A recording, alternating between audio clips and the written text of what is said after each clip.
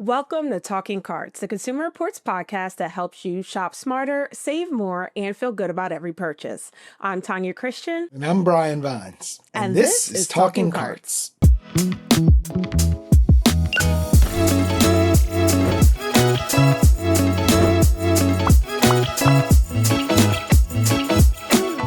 Purchasing a home is widely regarded as the biggest buy you'll ever experience in life. But what about the most fun?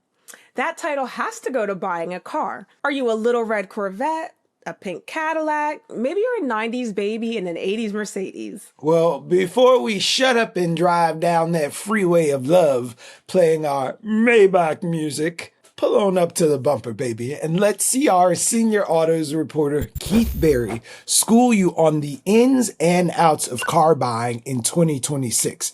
And speaking of 2026, Consumer Reports has just announced our 2026 top picks. These are 10 cars and trucks that excelled in our testing. Check that out at cr.org. Now, a lot has changed since the days when kicking a few tires made you an informed consumer. So, Tanya, I know you recently purchased a vehicle. Maybe this is a confession or a revelation. I've never owned a car in my life. Okay. Do you have any gems to drop, news we can use before we bring Keith in to start our crash course on car shopping? Yeah, so recently, as in a year ago, and with cars and car buying, so we've learned over the past few years, every year is something different, right? Two big things. One, that Costco membership can make all the difference. Really? I swear, no, my Costco membership saved me close to $5,000 on my car. Shazam. I'm so serious. I'm so serious. I was like, oh, I have a Costco membership. Will that do anything? And I remember the salesperson being like, that's not going to really save you anything, but sure, we'll run it.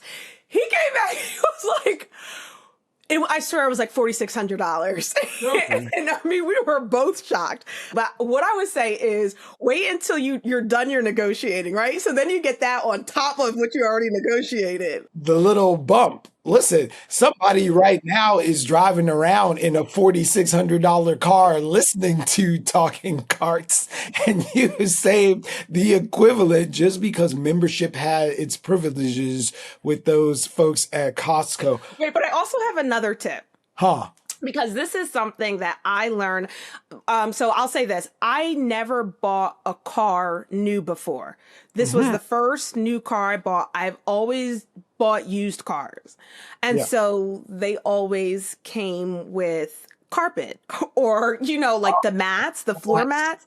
Right. So I bought my car and then I'm like, oh, but where are the floor mats? Like legitimately, I call this. I'm like, oh, got home, realized there's no floor mats. They're like, no, it doesn't come with floor mats. So you have to buy the floor mats separately, right? So wait, I'm sorry. If you don't buy them, like it's either purchase a floor mat or there's nothing. There's not even like a basic. The piece of paper that they put it's when like they test drive so that the car floor does. There was that. Okay. If you're looking at a car that does not come with floor mats, that's not standard, definitely negotiate the floor mats. I wish somebody would have told me that. How much do floor mats cost? Not to get in your business, but let's get. They could cost hundreds of dollars. Really? I marched myself down to the down to the parts center and was like, this is ridiculous. So they gave me a very nice discount on my all-weather mats, but I would have felt better if I had just negotiated mats with my car. Knowledge that we didn't know, but I just wanted to test. This is your user knowledge. And before we bring Keith in to start the conversation in earnest, I just got one or two questions for you about the car facts quiz. So, how old was the average vehicle on U.S. roads in 2025? Was it 12.8 years, 14.5 years, or 11.9 years? So for all of y'all driving around, what's the average vehicle age of a car on the road right now? Maybe 14.5? Okay, this is one of my favorite twisteroos. They're all right. The average age of a vehicle on the roads right now is 12.8 years. Okay. And that average comes from the 14 and a half years for a sedan and light trucks for about 11.9 years. Okay. So if you got a car that's about 12.8 years, 14 and a half years, this may very well be the show for you, because you might want to think about turning that sucker in if you can't make it to the 200,000 mile club. So moving on, what was the top selling vehicle of 2025? Was it the Toyota Camry, the Honda CR-V, or the Ford F-Series truck? I'm going to go with a Camry only because, like, I swear everyone has a Camry. In New York City, it's like Uber. What is it? It's a Camry. Look for that silver Camry. Look for the black Camry. Look for the Camry Camry. Exactly. Well, the actual number one selling vehicle is that Ford F-Series. No way. And it's second year in a row. Now that I wasn't even considering that as listen, one, to be honest. I was like, it's between the Honda CR-V and the Toyota Camry. That's crazy. you got to get out of the confines of the tri-state area. So in America, they're pushing those trucks heavy, but the Toyota Camry was actually the only sedan in the whole top 10. Okay. And the Honda CR-V was in there as well at number 4 spot with about 403,000 of those puppies sold. Now that we have established our supreme knowledge of all aspects of autos, it's time to begin this episode in earnest with CR Senior Autos reporter Keith Berry. Thank you so much for joining us, Keith. You've forgotten more about cars than half of the world has yet to learn. As a member of the CR's auto team, we know that you drive more than just about anyone else on the planet. But, Keith, just to let the folks know a little bit about you, when was the last time you actually bought a car? For myself or for CR? Because we buy our own cars for our test program. Well, that's a good note. Everything we test at CR as an independent agency, we buy. For myself, it was probably about 8 years ago, right before I started working at CR. But for CR itself, I usually buy a couple of cars a year. It's a little different, though, when you're playing with someone else's money, when you're playing with the boss's money. So I know how much things have changed from the last time I bought one for me than the last time I bought one for work. Keith, it's funny that you say that because when Brian asked me about my car buying experience, I was like, mind you, this was a year ago, right? Mm-hmm. And although it seems like that was recent, the car buying experience just seems to change rapidly, especially over these last few years. Yeah, it's totally different than it was. I mean, it felt like the advice was kind of the same from maybe the early 2000s onward. Once dealers started pricing online, everything was the same for a while. And then early COVID-related factory shutdowns happened, and things changed in the market. And now it is very different. There were tax credits; they're gone for EVs. There are tariffs that are still a moving target at this point. So the market has changed tremendously, and most people don't buy cars like me, every 5-10 years. So someone might not have been in the marketplace since all of these changes took place. I'd love to start and ask, have there been disruptors? We know the conditions change from tariffs to shutdowns and all that stuff, but Carvana has hit the scene, Craigslist, the Costco of it all. Have there been any true disruptors in the auto buying space in the last decade or so? Well, I think the biggest disruptor in terms of the buying process has been direct to consumer, which Tesla really was the first. And we've heard from folks who said, I wasn't really necessarily interested in an electric car. I wasn't necessarily interested in Tesla, but I didn't want to go and fight with a dealership. And I liked the idea of buying something online. So I bought a Tesla. And I think that was something that was very interesting that took place. And I think, sometimes it takes an alternative showing up for people to realize that things don't have to be as bad as they are. I'm not saying the dealer model or the Tesla model or whatever is perfect, but it's certainly changed the way that people thought about it, particularly the kind of the sort of the culture around the dealership has certainly changed a bit. So that's changed, but also there have been a lot of disruptions that have taken place that have changed how much people pay for cars and what people can expect when they get into that back and forth. Keith, before I bought my car, I probably read about 12 of your articles. Okay. Because again, I was going in for the first time I was ever buying a new car. But what should most people do? If you know you are going down to the dealership tomorrow, how do they need to prep in order to go in there feeling really good and confident about the experience? So it's interesting. So I think we all have this sense of, from watching movies, talking to parents, older relatives, et cetera, or what we've done in the past. You go in with the price in mind. You test drive a car, you talk to a salesperson, and then the salesperson says, I got to talk to my manager. You negotiate the price, you shake hands, you go sign a little paperwork, you drive off. That's actually not where the profit is, because everyone's wise to that. So the dealership model has changed a little bit, and this is whether it's new or used. So gone are the days of, you being able to swing $5,000 off the price of a new car. That's gone. Pricing is actually fairly transparent, we're finding these days. There are still some dealers who will do this, give you a crazy high price. But what we're actually seeing more of is dealers that will give a crazy low price and then make up for it with fees and add-ons and kind of crazy things that happen after the fact. Don't go in necessarily girding for battle. Your best thing to do is learn as much as you possibly can before you go in. You're probably going to know more than the dealer. They're not an automotive expert. They're a sales expert. So you're going to know what you want.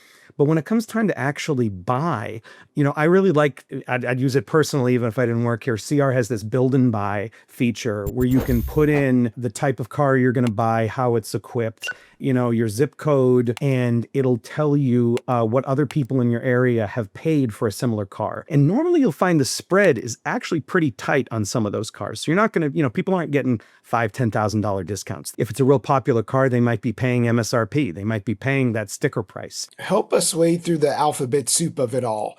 MSRP. Manufacturer's suggested retail price. So dealers set their own prices for a car. A manufacturer can say, this car should cost $40,000, but the dealer can decide, you know what, I'm going to charge $60,000. Or they can say, you know what, this car's been sitting here for a year and a half. It's fluorescent green. It has options nobody wants. I'm going to sell it for $35,000 just to get it out of here and make room for another car that's going to make more money.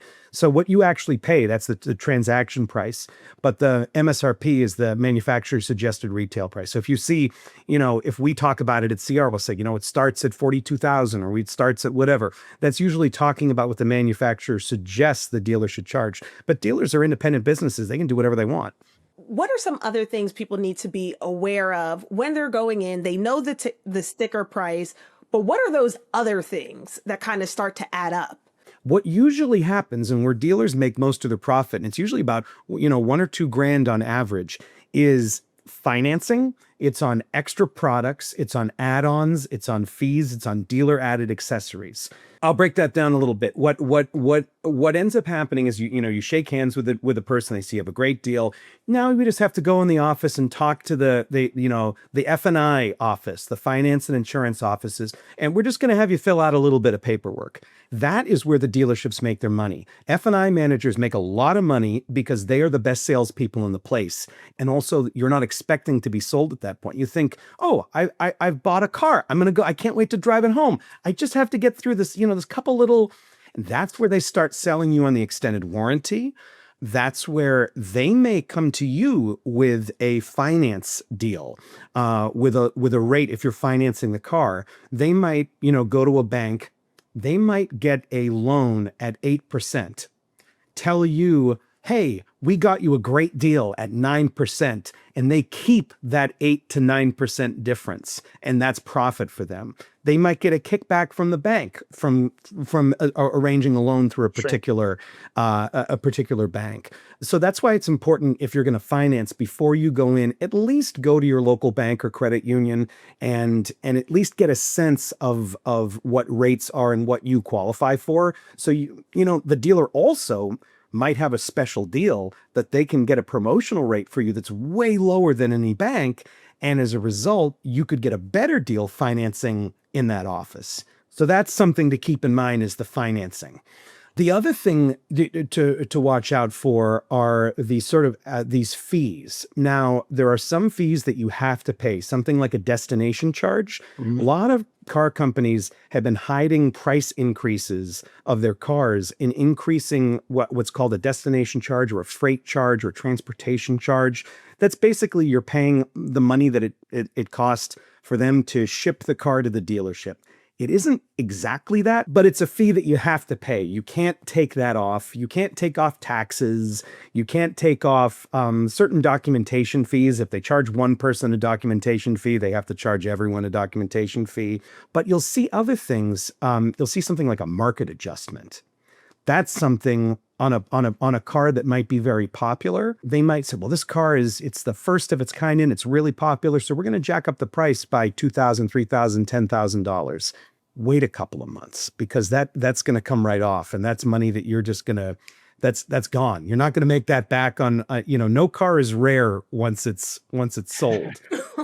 The other thing to watch out for are things like, protection packages. You'll get a wheel and tire protection. You'll get anti-theft, also marked up dealer accessories. So we see a lot of dealerships will do this. They'll install a bunch of stuff on the car. They'll put mud flaps. They'll put fancy floor mats. They'll put a cargo cover. They'll put little embossed things that say the name of the car on it. They'll put like lighting that, they'll put all these things that, whatever. They might actually be cool. They might actually be useful. But the thing you got to watch out for is they'll mark up the price of those added accessories. So you'll go in and that $3,500 car has $2,000 floor mats or has, $2,000 stickers on it. And that's not money you're ever going to get back in resale. So that's a way that they can advertise a low price, but then make up that money on the back end. And to be clear, all of this happens once you've already shaken the hand on the deal. Yes, and you can walk away when you're in that F&I office until you sign that final document. They're counting on the fact that you've spent 2, 3, 4, 5, you've driven from far away. Yeah. Your kids are running around, whatever. They're counting on the fact you're worn down. You ate their donuts. You had their coffee. And you're hungry for something better and you need their bathroom. And that shiny, shiny car is parked right outside the window and you're looking at it and you're thinking, or maybe it's you need to get to work on Monday and your car is toast. Yeah. And they are counting on that. But what you've got to do is if something doesn't sound right, just say, sometimes all you have to do is say, you know what? I have to go home and think about that. And that alone can be enough to change the atmosphere in the room. So what I'm hearing is, if at all possible, you should not wait until you need a car to go and purchase a car. Absolutely. And I know not everyone has that luxury. Sure. And I totally understand it. But you do not want to be what they call in the industry a duress buyer. You do not want to be someone There's a name for it. I know. They've identified the people. Yeah, you don't want to number. Yeah, I had that happen with a water heater. And whatever. I ended up, but I wanted a hot shower. But that's a couple $100. That isn't thousands of dollars that you could be out. You're totally right. You want to plan this ahead of time. You're going to want to plan out, I know it's hard, but try and get as much time as possible. Yeah. So you don't feel rushed. Yeah, make them feel like they're wasting their time on you.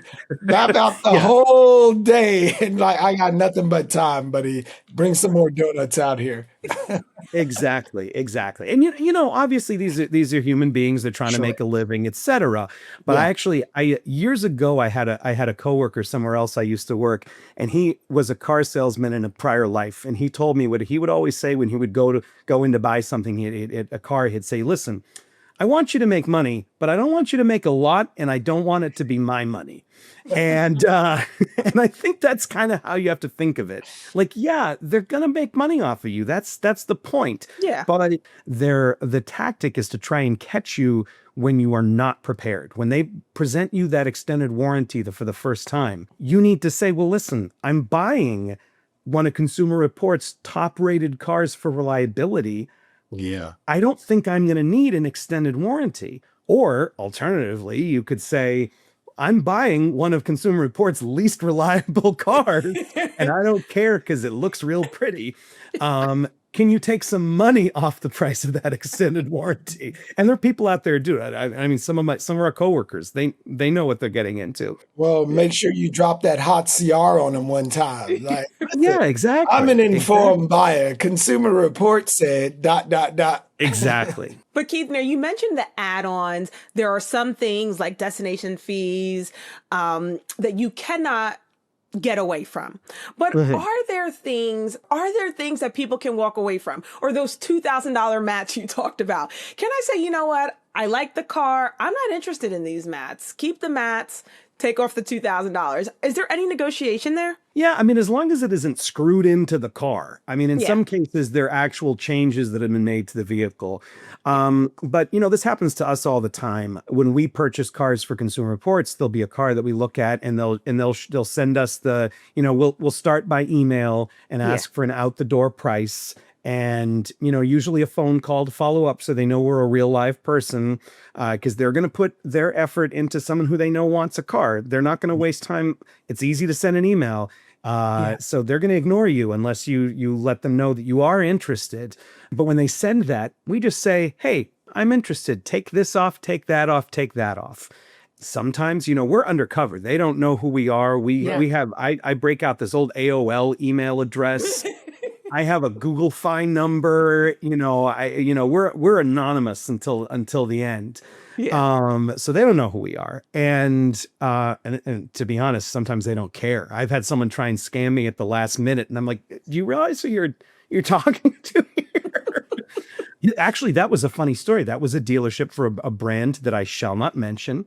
And I showed up at the dealership and they said, oh, we made a mistake on your paperwork. It's actually, we made a math error. And by the way, always check your math because, sometimes it's actually a genuine mistake. Sure. But in this case, they said, the price is actually $1,000 more than what we told you over the phone. That's okay, right? And I said, well, I have a cashier's check here for, the amount that we agreed. So I guess I got to go. I'll see you later. And I wasn't even to the car when the manager comes running out and is, wait, as a one-time gesture of goodwill. And I'm like, seriously, you're going to try and pull this on Sure. now that you know who we are and I think they were just hoping it would, maybe it was a genuine mistake, but it was their mistake. Well, listen, Keith, I think we might have buried the lead about 60 seconds ago.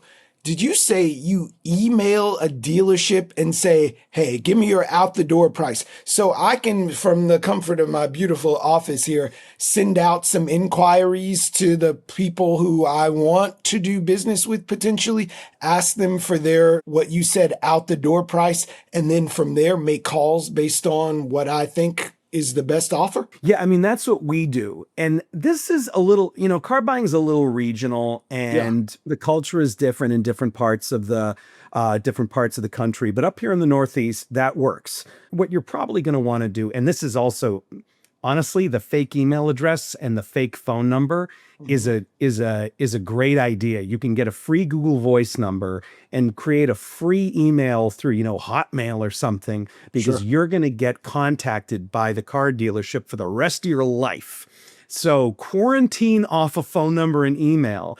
And what I like to do and what we tend to do is we start off that conversation by sending an email and saying, listen, I saw the Toyota Camry that you have listed. Here's the stock number. I'm very interested in it. I'm picking it up by the end of the week. Could you provide me, an out the door price? Usually what happens is that someone will call you and they'll talk to you and they'll try and get you to come in because it is in their interest. If you're there in person, they can sell you the car. If you're in your office, you can ignore them. It's a lot ruder to do that in person.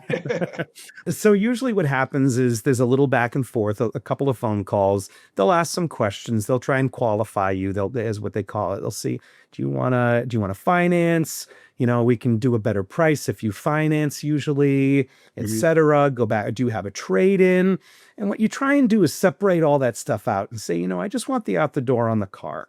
And usually they'll come back to you with a deal sheet that shows, numbers. If you don't understand what certain things are, ask them, for an itemized out the door price. And that'll show you those those, those add-ons. Sometimes there'll be prep charge, key programming charge, or there'll be something, we find sometimes that dealers will put the wrong amount for how much the state charges to register the vehicle, and they'll add on an extra 50, 60, 70, 80 bucks on there. So, really look it over, double check it, get back to them. The salesperson wants to sell you a car because that's how they make money. So they're hopefully, if you're serious and you don't say, I want $5,000 off, because it's never going to happen, they'll get back to you. It behooves you to have a good relationship with that person.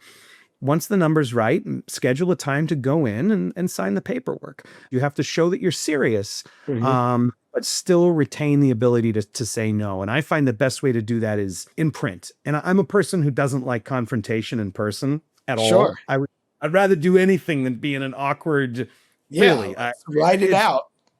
Ooh, I hate it. But if I'm behind my, if I'm texting with a person, and a lot of salespeople like that, because then they can, they can be free on the floor and do all of their things and making money while they're on a bathroom break. Exactly. And a vape break or, whatever. And that's fine. That's great. That's wonderful. I do the same thing. So, I find a computer screen between you and a person who wants your money is a good way to kind of slow things down. Yeah. That's my advice, is that, you can always stop. You can always say no. You can always walk away, and remind yourself of that. Bring a friend, honestly. Yeah. Write a script, have already a time, and say, I have to call my boss at 4:30. So I'm going to have to step out and just take a deep breath and think, am I really making the best decision?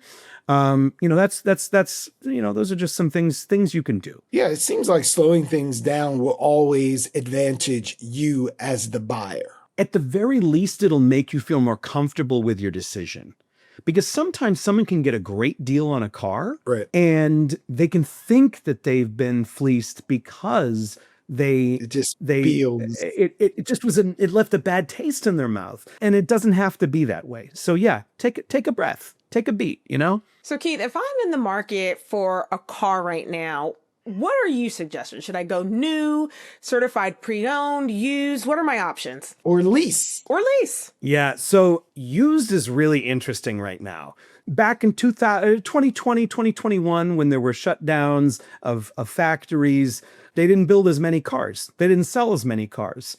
And just like aged whiskey, you can't go back in time and make more used cars. So that shortage, this problem, it still exists, that there aren't that many 5-year-old, 6-year-old, 4-year-old used cars. So that pushes some people further back, and it pushes other people to newer vehicles, which drives the prices up on older used cars and on newer new cars. There's this weird phenomenon, especially around really desirable used cars, where we'll find, and remember I was talking earlier about the promotional interest rates, especially if you're financing. Yeah. New cars sometimes have much lower interest rates than used cars. And we found that on certain cars, you could get a new car for a lower monthly payment for the same payment term than a newer used car, because you're getting, say, 1.9 or 2.9 as a promo rate on the 2026, and the 2024 you're paying 6 point something percent on. And there really isn't that much savings, because those markets have been kind of pushed because of that missing era of used cars.